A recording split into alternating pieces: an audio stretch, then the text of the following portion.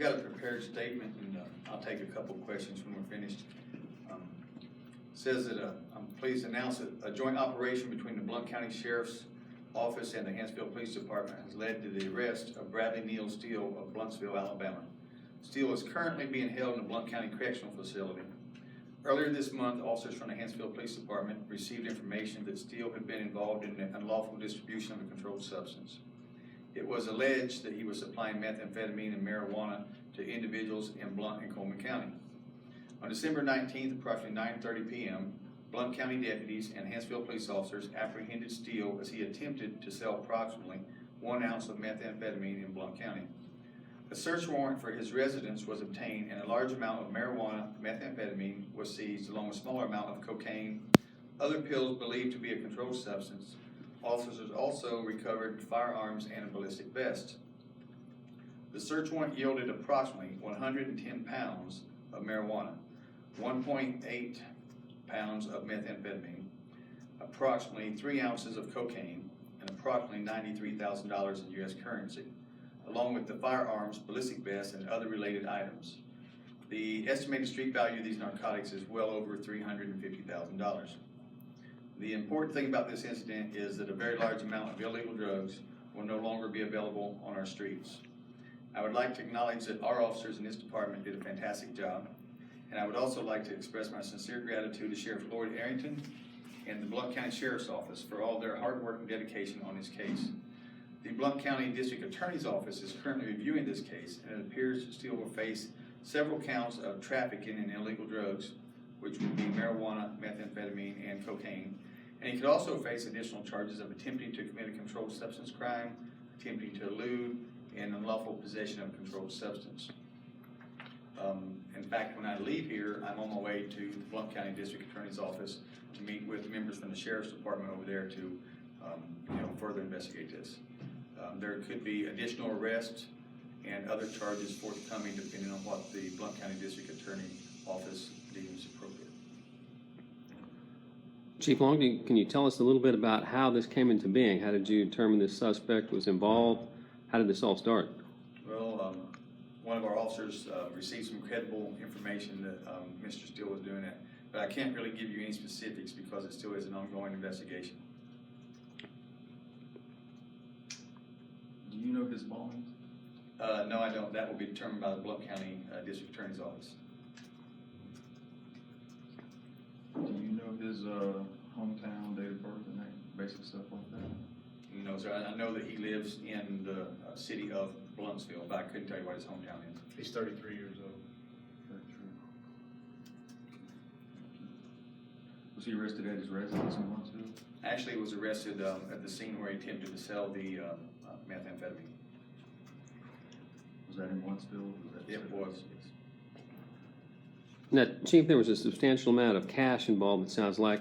How does that go about getting accounted for and counted and The Blount County Sheriff's Department has taken that, all the evidence was processed and secured in their evidence room over there, and they actually did the counting, the weighing of the drugs, and so forth. And I just haven't gotten back with them today to get an exact count. And when I say approximately 110 pounds, it could wind up being 109, it could be 111, so it depends on which scales you're using also, I guess. Y'all may not be in a position to say this, but can you identify the manner in which he was transporting that amount of marijuana? I mean, was that? It appeared that it was delivered to his residence, and then it would be broken up and distributed out through other areas. So there could be other numerous suspects involved in this case, but I can't really reveal that just yet. But they did recover that marijuana then from when they went to his residence. No, yes. we did. No, they. Okay. You guys sent. Let me reiterate that this started in Hanceville. We worked this case. It started with the patrol division, as Chief said, and it really shows how working drugs is supposed to be. You know, you've got our patrol street level guys that are making good cases and getting information, and they turn it over to us as investigators, and then we roll it from there. Most of the time, the stuff is here in Hanceville or Coleman County. It just so happened that this was in Blount County. So out of professional courtesy, we contacted the Blount County Sheriff's Office with our information, and and we worked the case along with the assistants of the Blount County Sheriff's Office. Do you guys have any information on what portion of this drug situation might be coming into Coleman County and other counties, or is that not known at this It's a point? lot. He, like Chief said, he's been selling Blount County, and Coleman County, we know for a fact, and, according to some other folks, maybe Jefferson County. He has prior convictions of trafficking and distribution, and also prior arrest, just last year here in Coleman County. I believe it was the Coleman County Sheriff's Office that arrested him last year for some distributions. So, even though he lived in Blount County, most of his activities seems like it was here in Coleman.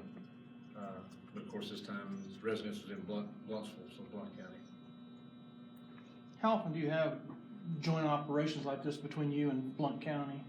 This is the first one since I've been here. Chief been here a lot longer than I have, but this is the first time we've done it. But it's not unusual because for other agencies, I mean, as they say, you got to follow the dope, and dealers don't all live here in Hanceville or Coleman County, and the ones that live here may also go to other counties. So anytime we have something in another county, even though it's our case and we're working it, then we always notify them just because of professional courtesy and let them know we're there, and then try to get their assistance. It just kind of keeps good relations everywhere.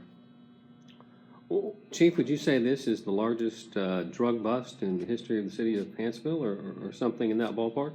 Well, since I've been here, it is, and it's probably one of the largest busts that I've been involved in 22 years of law enforcement. Now, Adam's worked a lot of narcotics. He's probably had a few larger than this, but this is a significant amount.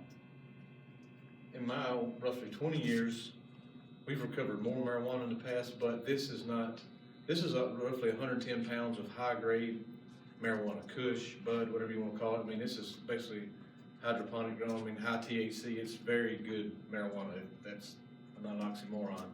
But roughly per pound of this stuff is going to go for anywhere from $300 to $3,500 a pound of this stuff. So it's very good marijuana. It's basically not something that Bubba Joe was growing in his backyard and then selling. This is very high-grade stuff.